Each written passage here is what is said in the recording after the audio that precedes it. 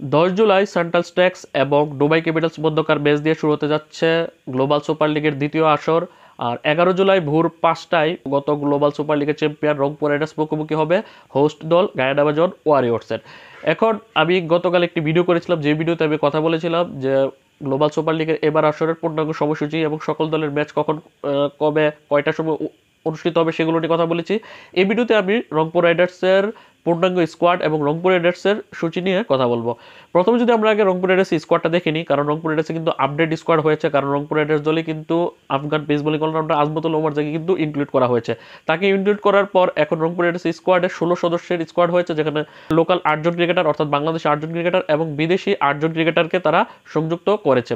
এর মধ্যে লোকাল 8 জন ক্রিকেটারের মধ্যে 2 জন টপ অর্ডার ব্যাটসম্যান, তারা হচ্ছে ওপেনার ব্যাটসম্যান সৌম্য সরকার এবং top order batsman Saif Hasan, এবং 3 জন মিডল অর্ডার ব্যাটসম্যান রয়েছে, তারা হচ্ছে wicket keeper batsman Nurul Hasan Chauhan, পাশাপাশি সে অধিনায়ক wicket keeper batsman Mahidul Islam Ankon, backup wicket keeper এবং middle order batsman Yasir Ali Chowdhury রাব্বি।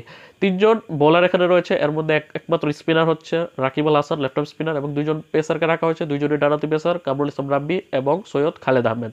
বিদেশি 8 জন যে ক্রিকেটার রয়েছে এর মধ্যে টপ অর্ডারে বিবেচনা রয়েছে 3 জন ক্রিকেটার, তারা হচ্ছে Afghan opener batsman Ibrahim Zadran, Pakistani opener batsman Khawaja Nafay, ক্যারিবীয় pace bowling all-rounder batting all-rounder Kyle Beers.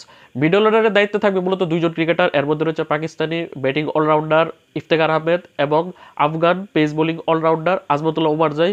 আর 3 জন বোলিং ডিপার্টমেন্টে রয়েছে, এর মধ্যে 2 জন স্পিনার, একজন হচ্ছে আফ্রিকার left arm Chinaman bowler তাবরাজ Samsi এবং USA left arm spinner Harmeet Singh, এবং আরেকজন হচ্ছে পাকিস্তানি পেসার আকিব জাভেদ।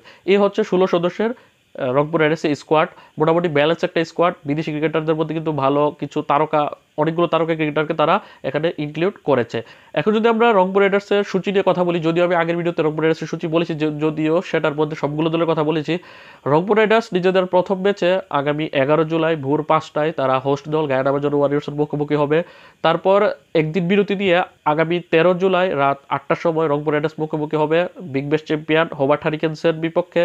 তারপর মাঝে আবার 2 দিন বিরতির পর আগামী 16 জুলাই রাত 8টার সময় রংপুর মুখোমুখি হবে আইটি20-র বর্তমান চ্যাম্পিয়ন দুবাই ক্যাপিটালসের বিপক্ষে।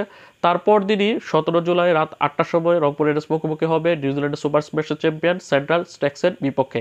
এই হচ্ছে রংপুর রাইডার্সের 4টি ম্যাচ, 11 জুলাই ভোর 5টা, তারপর 13 জুলাই রাত 8টা, 16 জুলাই রাত 8টা এবং 17 জুলাই রাত 8টা। তারপর যদি রংপুর রাইডার্স পয়েন্ট টেবিলের শীর্ষে অর্থাৎ 1 এবং 2 এ যদি থাকতে পারে, তাহলে সেক্ষেত্রে আগামী 19 জুলাই ভোর 5টায় গ্লোবাল সুপার লিগের দ্বিতীয় আসরের ফাইনাল ম্যাচে, মেগা ফাইনাল ম্যাচে অংশ নিতে পারবে। এবং পাশাপাশি রংপুর রাইডার্স কিন্তু বর্তমান চ্যাম্পিয়ন, উদ্বোধনী আসর গত আসরে কিন্তু চ্যাম্পিয়ন হয়েছে রংপুর রাইডার্স ভিক্টোরিয়াকে হারিয়ে। এবার রংপুর রাইডার্স তাদের শিরোপা ধরে রাখতে হলে এই আসর চ্যাম্পিয়ন হওয়ার কোনো বিকল্প কিন্তু নেই।